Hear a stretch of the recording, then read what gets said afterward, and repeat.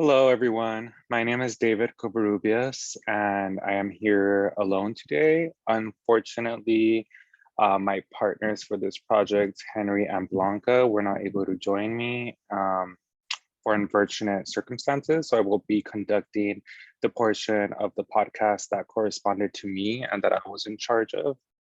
So like mentioned, today we're going to be diving into a discussion about the TV show we were assigned for this class, Vida, and how it relates to readings and materials that we have learned in Chicano 367 this semester. To begin, I'd like to introduce myself. My name is David. I am a student here at Cal State Fullerton, and I am a nursing major receiving my bachelor's degree. And I am also aspiring to receive a minor in Chicano studies after the summer semester.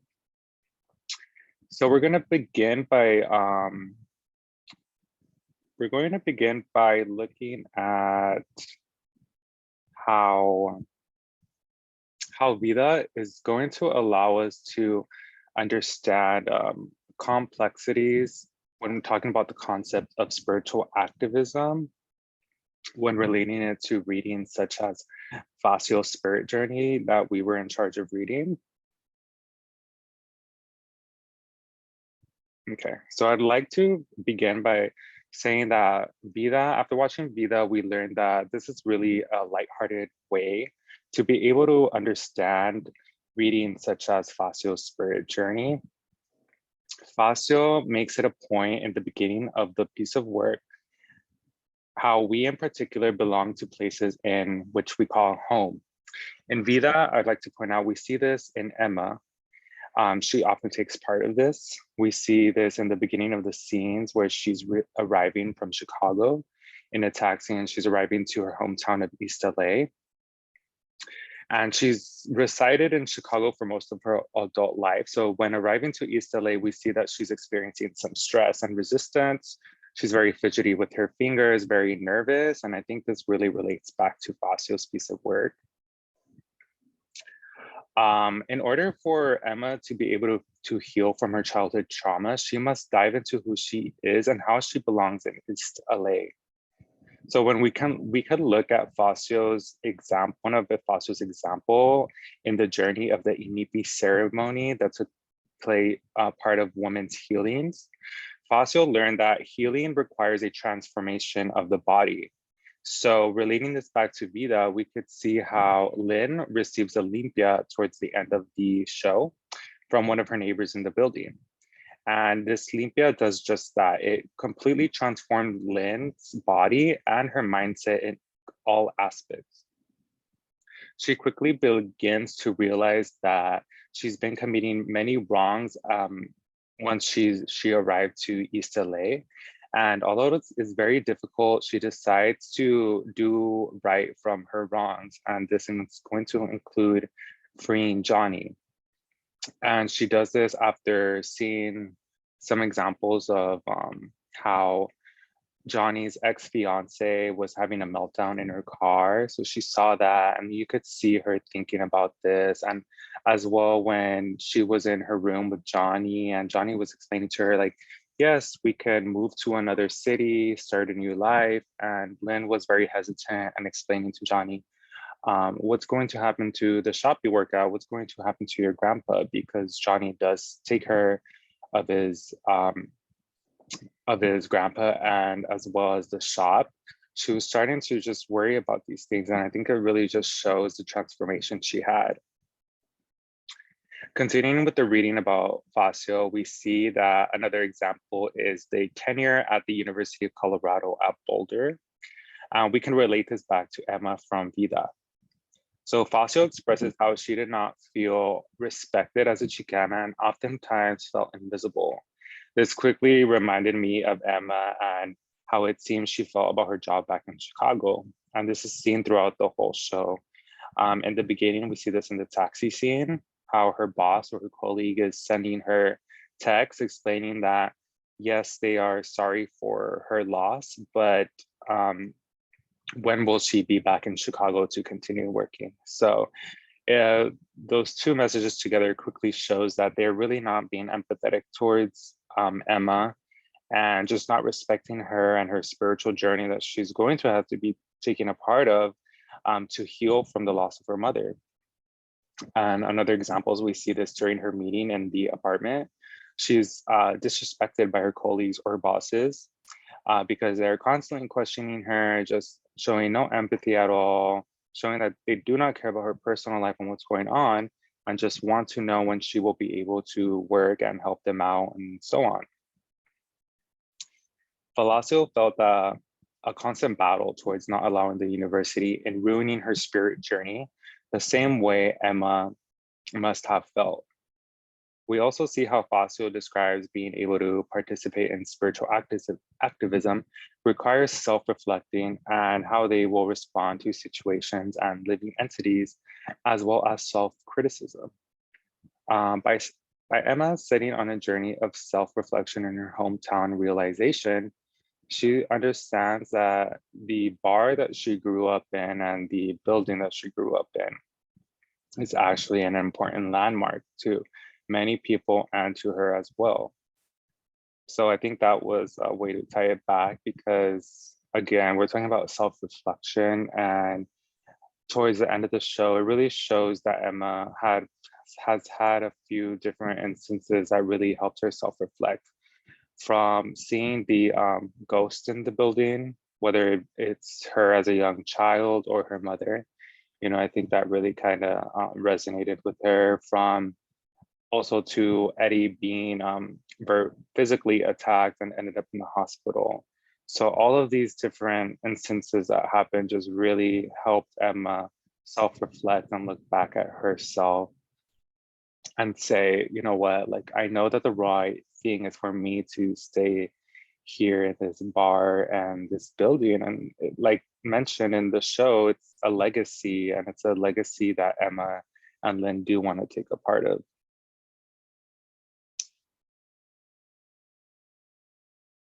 We also see this in Lynn in many ways.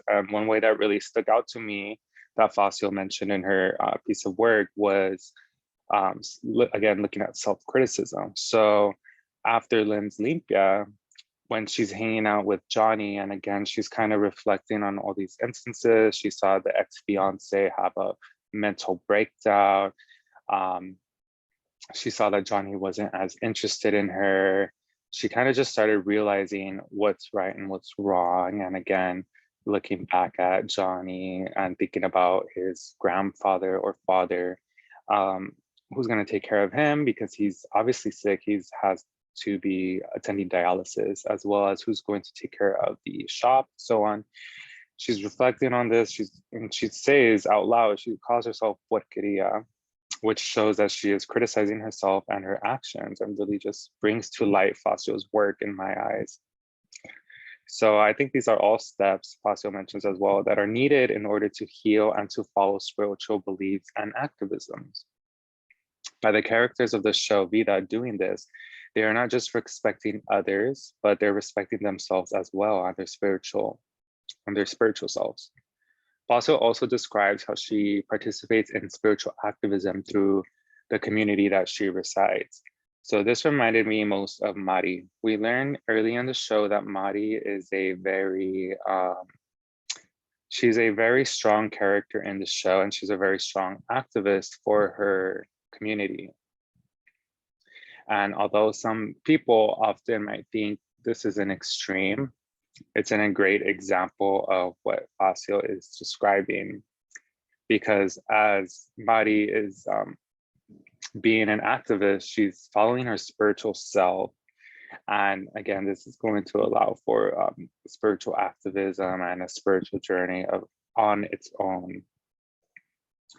So that was touching up on just how it could be related to the complexities of spiritual activism through Fazio's work. Now I want to touch up on just showing how Vida can complement or challenge what we've learned throughout the semester from our studies of the Brown Church, learning about Islam, Buddhism, Native American ethics, and religion and ways of the Latinx life. So I wanted to talk first about Brown Church.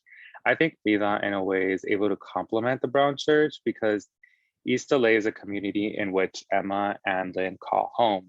And although they had a lot of stress and resistance when arriving, they quickly fell in love with the community, the building, the bar, and the people there. So I relate this back to Brown Church because it reminds me of how Christians who are Latinx quickly fell in love with the community that Brown Church has made. And although they felt that kind of same resistance and stress from others that are not in the Brown Church who were criticizing them and criticizing their actions of being Christian, it really just kind of resonated with me and made me think of the show Vida. It can also be a compliment towards the Native American ethics that we learned in the week about Buddhism and Native communities. We learned quickly from that week that there was a close connection between Native Americans, Buddhism, and the politics that were involved.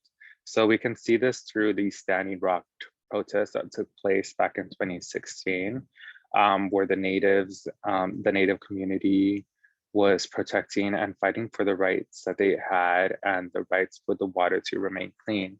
Like mentioned in that week and in that reading, we learned that that their religious beliefs are for the earth to be clean and in order for that to happen, in order for them to be okay, they need for the earth to be okay as well. So it often leads to political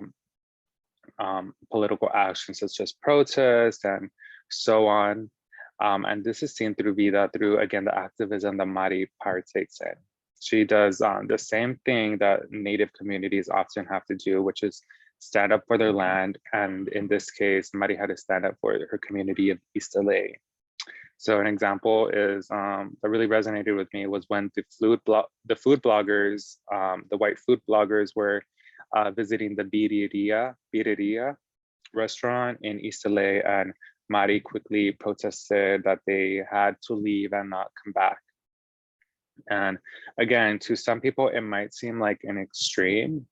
At first, to me, it kind of did seem kind of extremist to be able to kind of just make them leave the way Mari did. But after really understanding where Mari's coming from, I understand that Mari knows what will happen if they do come in, and she understands the effects of having newcomers enter local establishments. And this can quickly lead to more newcomers, and it's kind of like a domino effect that happens. And eventually it causes someone to want to take part of this. They might steal whatever recipe there is, or they might want to buy the restaurant, and that's how gentrification happens. And so Mari understands this. So I don't think nobody has the right to say Mari was being extreme or not. So those are two ways that it complements what we learned so far in this semester. I did want to add that in a way, it is a challenge towards communities such as the Islam community that we saw in Chiapas, Mexico. We learned that the indigenous community had transitioned from Catholicism to Islam. And this is a big change. Even one of the people in the film that we saw said that, you know, this is like for somebody to be in one part of the earth and decide to be a part of a religion that's across the earth, you know, is a big thing, and to some people could even seem exotic. So I wanted to relate this back to the characters in Vida and how a lot of them did not like change and resisted change. In particular, Eddie really caught my eye on this part. Eddie did not want any change at all. Eddie wanted for the bar to remain the same and for the building to remain the same, no rent increases, no fixes. Eddie really just wanted everything to remain as it was when her wife was there. So Eddie was very resistant towards Emma, and although later on began to kind of open up to Emma and be able to accept small changes that Emma wanted, you could see through Eddie that it was really hard for her to be a part of that. And I wanted to point out that it was so difficult for Eddie that even caused Eddie to venture out to a new establishment that she was unfamiliar with, and it ended up getting her caught in the bad situation that we saw that ended up leading her to stay at the hospital. So we could see how that's really a difficult situation. So overall, I think Vida really was a good representation of what we've learned so far in this class. And actually not so far, we finished the class, but I think it really relates a lot to the readings and materials we have learned. I thought, it was a very kind of light, it was lighthearted. At the same time, it was, dark at times, but it was a lighthearted way and kind of just put everything into perspective, and kind of was it was able to wrap everything up to be able to show that we see, Islam, things of Buddhism, things of Native American communities, things of the Brown Church. We see it in communities that we live in, such as East LA, or for me, I'm from Santa Ana, and I could really relate to Vida and what happened in Vida and just the gentrification and everything. And I think it was really interesting and a great discussion to have. So that'll be all for me. And again, I am alone today due to unfortunate circumstances, and that'll be all. Thank you and goodbye.